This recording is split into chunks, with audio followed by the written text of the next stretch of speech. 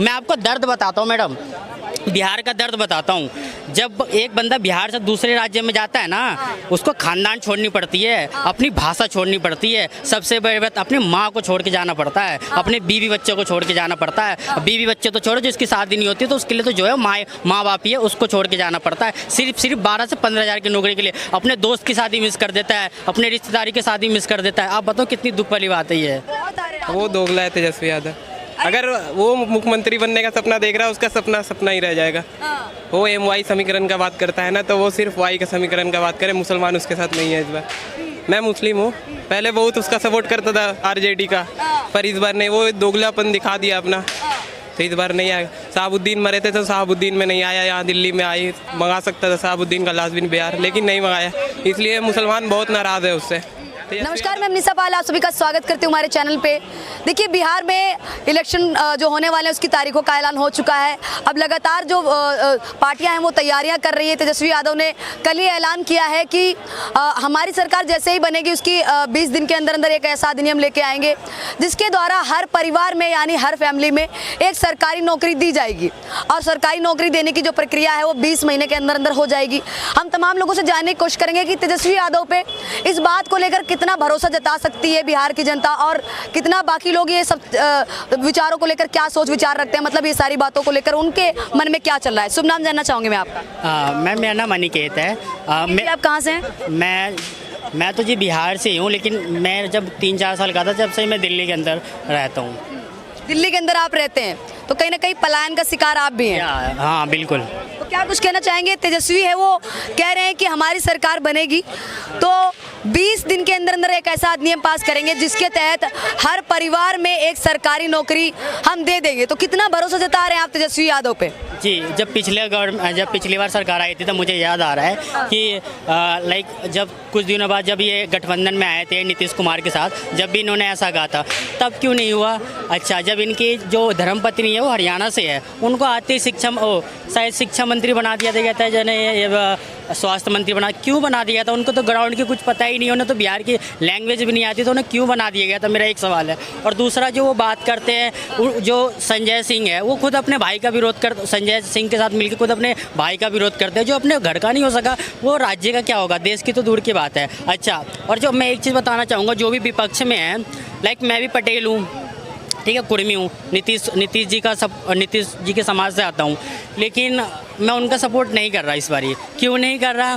क्योंकि देखो, प्लान नहीं रुक रहा। मैं पिछले 5 साल से राजनीति को देख रहा हूँ, न्यूज़ में देख रहा हूँ, नहीं रुक पा रहा, बिल्कुल भी नहीं रुक पा रहा। इसीलिए मैं विपक्ष को बिल्कुल जो सत्ताधारी उसको भी सपोर्ट नहीं कर रहा और जो विपक्ष में उसको भी सपोर्ट नहीं कर रहा। इसलिए मैं जन स्वराज पार्टी को सपोर्ट कर रहा हूँ, जो प्रशांत किशोर है। बिहार में जाति आधारित वोट बिल्कुल भी नहीं पड़ने वाले। मैं खुद बता रहा हूँ ना, मैं कुर्मी हूँ, पटेल हूँ, हैं, वो नीतीश कुमार भी, मैं उनको बिल्कुल सपोर्ट नहीं कर रहा। पिछली बार मेरे जो दादा थे वो सपोर्ट कर रहे थे, वो खुद भी इस बार सपोर्ट नहीं कर रहे। जो मेरे दादा की एज होगी 75+ होगी, वो खुद सपोर्ट नहीं कर रहे, तो मैं क्यों ही सपोर्ट करूँ? अच्छा, और विपक्ष ना बहुत तरीके की राजनीति करती है। तो देखो जी, जो विपक्ष है वहाँ पे देखो, हमारे घर में जो पैदा होता है ना, आम घर में लड़का पैदा होता है, लड़की पैदा होता है। लालू के घर पे क्या पैदा होता है? विधायक पैदा हो जा रहा है, सांसद पैदा हो जा रहा है, डायरेक्ट मंत्री पैदा हो जा रहा है। कहाँ से लो चाहिए? कुछ तो पढ़ा लिखा लो। 9वीं फेल बंदे को यार तुम मुख्यमंत्री के रूप में देखना चाह रहे हो, कहाँ तक सही है ये? बहुत बड़ी बात बोल दी, लेकिन एक और सवाल ये उठता है कि तेजस्वी है वो पेन फेंकते हैं सबकी तरफ, एक सभा में पेन फेंकते हैं, कहते हैं ये लीजिए शिक्षा। वो तो फेंकेंगे ही ना जी। जिनको पेन की कदर नहीं है तो वो कैसे पेन की वैल्यू जानेगा? ये तो देखो ना आप, वो तो पेन क्या, उसके आगे किताब रख दो, किताब को लात के आगे मार के चला जाएगा। उसको तो संजय सिंह जो बताता है वो बोलता है, वो तो एक तरीके का मोहरा है। अगर RJD की सरकार बन भी जाती है तो हरियाणा से चलेगी, बिहार से नहीं चलेगी, जो कि बहुत गलत होगा बिहार वालों के साथ। मैं खुद दिल्ली से हूँ, मेरे पूरा खानदान बिहार में रहता है, तो मैं तो चाहूँगा ना बिहार में एक ऐसी सरकार है जो बिहार के बारे में सोचे। तो बिहार के बारे में तो देखो जी, जन स्वराज से मेरा कोई लेना देना नहीं है, दूर दूर तक नहीं, तो मैं उनको सपोर्ट क्यों करूँगा? सपोर्ट करना पड़ेगा, क्योंकि वो राजनीतिक की बात करता है, राजनीतिक को सही रूप से चलाना चाहता है। जैसे शिक्षा पे बात कर रहा है, रोजगार पे बात कर रहा है, मेन मुद्दा तो उसका पलायन है। अब चांदनी चौक में देख लो, चांदनी चौक में मैडम बता रहा हूँ, आप लाल किले पे हो, फतेहपुरी चौक तक चले जाओ, आधा से ज़्यादा आपको बिहारी मजदूर मिलेगा और ज़्यादा कुछ नहीं करता वो। 12 से 15 हज़ार, ज़्यादा से ज़्यादा 20 हज़ार की नौकरी मिलती है उसको और कुछ नहीं मिलता। और ये रोज़गार तो प्रशांत किशोर कह रहा है 15 से 20 हज़ार की नौकरी तो मैं आपको बिहार के अंदर ही दूंगा। तो वो क्यों जाएगा? अब बताओ, जब हम बिहार से, मैं आपको दर्द बताता हूँ मैडम, बिहार का दर्द बताता हूँ। जब एक बंदा बिहार से दूसरे राज्य में जाता है ना, उसको खानदान छोड़नी पड़ती है, अपनी भाषा छोड़नी पड़ती है, सबसे बड़ी बात अपनी माँ को छोड़ के जाना पड़ता है, अपने बीवी बच्चे को छोड़ के जाना पड़ता है। बीवी बच्चे तो छोड़ो, जिसकी शादी नहीं होती तो उसके लिए तो जो है माँ बाप ही है, उसको छोड़ के जाना पड़ता है। सिर्फ 12 से 15 हज़ार की नौकरी के लिए अपने दोस्त की शादी मिस कर देता है, अपने रिश्तेदारी की शादी मिस कर देता है। आप बताओ कितनी दुख वाली बात है ये। बहुत बड़ी बात बोल दी है कि युवा का कह सकता है कि बिहार में जिस तरीके की अभी स्थिति है, अभी भी नीतीश कुमार की सरकार आने के बाद भी जो पलायन है वो नहीं रुका है। ये युवाओं की नाराजगी है, तो इनको रोजगार चाहिए। तमाम सारी समस्याएं हैं वो देखने को मिलती है कि भाषा तक की छोड़ने को मतलब भाषा भी छोड़नी पड़ जाती है। आप महाराष्ट्र में देख चुके होंगे पहले कितना बिहारियों को भी टारगेट किया गया था भाषा के आधार पे। और भी लोगों से जानने की कोशिश करेंगे। शुभ नाम क्या हो सर आपका? आपका शुभ नाम क्या? लक्ष्मी नारायण। क्या कहना चाहेंगे नारायण जी, किसकी सरकार आनी चाहिए बिहार में? तो बिहार में बीजेपी की सरकार आना चाहिए। बीजेपी की सरकार? दुनिया पूरे देश में जो है योगी का मांग हो रहा है, मोदी का मांग हो रहा है। अगर कोई देश में विकास कर सकता है तो वो बीजेपी है। आज देखिए उत्तर प्रदेश के अंदर भी इतने पुल, इतने फ्लाईओवरों का जाल बैठ गया। 70 साल कांग्रेस ने राज किया, कहीं बताइए, कहीं कुछ भी नहीं है, कोई विकास नहीं हुआ यूपी में। अरे कह रहे तेजस्वी अगर हम आ गए तो हर घर में एक सरकारी नौकरी दे देंगे। उनके घर का राज है क्या सरकारी नौकरी दे देंगे? उनके घर का राज है, पहले वो अपना वो पेट भरेंगे। अरे वादा दावा कर रहे हैं बिहार की जनता से, कह रहे हैं। कौन सी ऐसी पार्टी है जो वादा कर नहीं करती है? बताइए मेरे को। कोई भी पार्टी लीजिए, वो वादा करती है, वादा करके ही तो लोग आते हैं सत्ता में। तो वादा नहीं है, आदमी को सोचना पड़ेगा, अपने सोच को बदलना पड़ेगा कि हमारे देश हित में, हमारे हित में कौन सी पार्टी काम कर रही है देश के अंदर। वो एक ही पार्टी है इस समय, मोदी। आज लोग योगी का मांग हो रहा है कि दिल्ली में योगी होना चाहिए, बिहार में योगी होना चाहिए। क्या कोई वो थोड़ी ना कोई जादू की उनके पास वो थोड़ी ना है ऐसा योगी में जो इतनी मांग हो रही है। उनका काम करने का तरीका अलग है, उनके जो काम करने की शैली अलग है। आज यूपी में बिल्डोजर बाबा के नाम से प्रसिद्ध हो गए, क्राइम खत्म कर दिया उन्होंने पूरे यूपी का। और कोई पूरे उत्तर प्रदेश में बिजली का उन्होंने पूरा जाल बिछा दिया, रोड का जाल बिछा दिया। अब आदमी को क्या चाहिए? अरे बिहार में अगर किसी और को मौका देंगे तो वो भी योगी जैसा काम करके दिखाएंगे जो आप कह रहे हैं। तेजस्वी तो कह रहे हैं कि हम तो बिहार की जनता को इतना बढ़िया रोजगार दे देंगे, हर घर में एक नौकरी होगी सरकारी, और साथ ही बात करें हम बिहार में पलायन वो भी रुक जाएगा, तमाम समस्याओं का समाधान कर देंगे। पहले वो अपने पिताजी से, लालू यादव जी से पूछें वो कि उन्होंने कितना विकास किया ये बिहार का।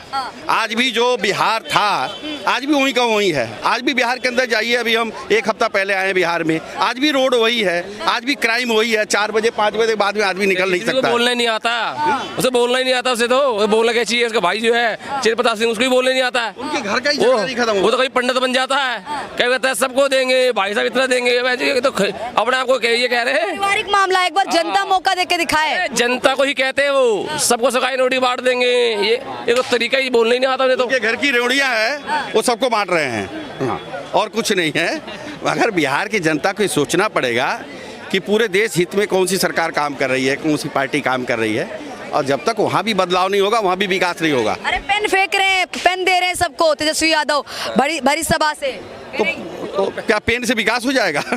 आप बताइए मैडम, पेन से विकास हुआ है?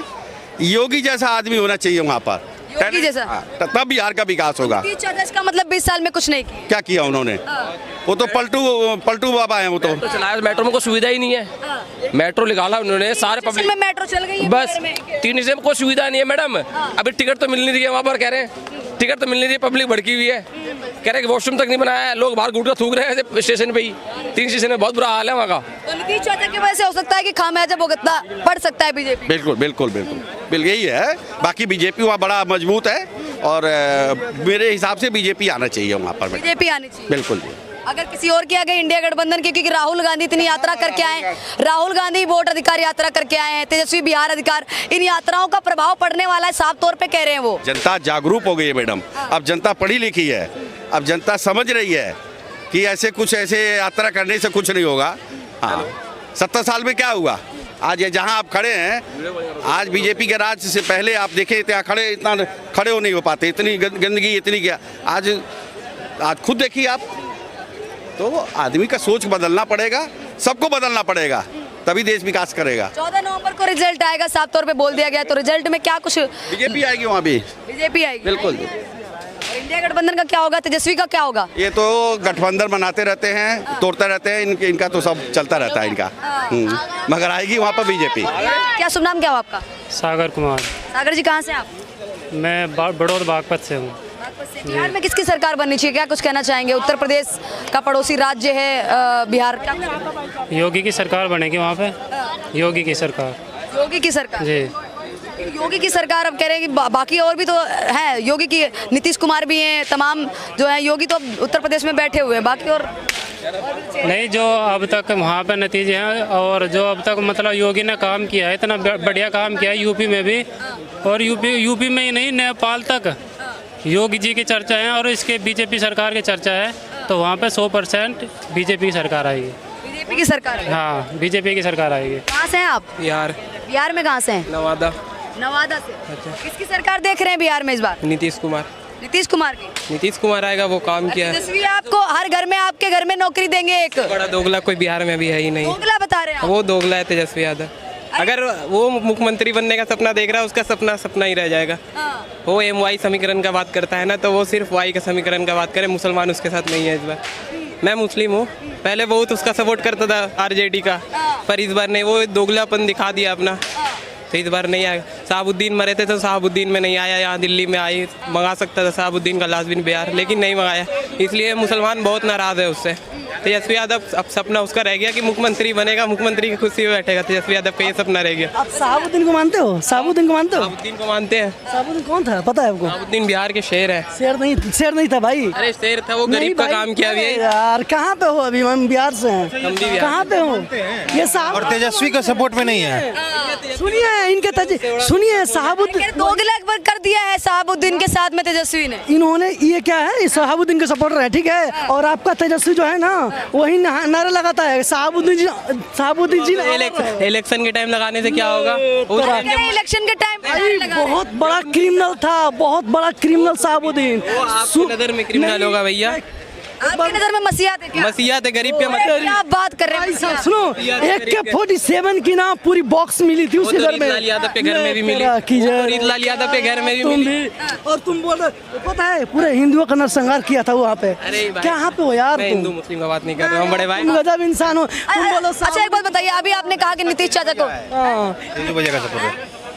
किसके सपोर्ट है? तेजू भैया के। तेजस्वी भैया के विरोध में बोल रहे हैं नीतीश। बहुत बढ़िया है, तेज प्रताप यादव बहुत बढ़िया बंदा है। लेकिन तेजस्वी के तो आप विरोध में बोल रहे तेजस्वी यादव किया है इसके लिए। नवादा विधानसभा में 5 विधानसभा है, वहाँ वो गद्दारी कर दिया, जो जीता हुआ उसका टिकट अभी भी काट दिया, रजबल्लभ यादव को मतलब अपने से दरकिनार कर दिया, तो वैसे में कौन किसका सपोर्ट करेगा? नवादा में रजबल्लभ यादव मतलब लालू यादव माना जाता है, अब उसी को सेट कर दिया गया, तो अब थोड़ी ना जी, जो JDU में था वो आया 2 दिन का, उसे टिकट दे दिया, तो ऐसे थोड़ी ना होगा। तेजस्वी यादव तो खुद गद्दारी करे ना। एक मिनट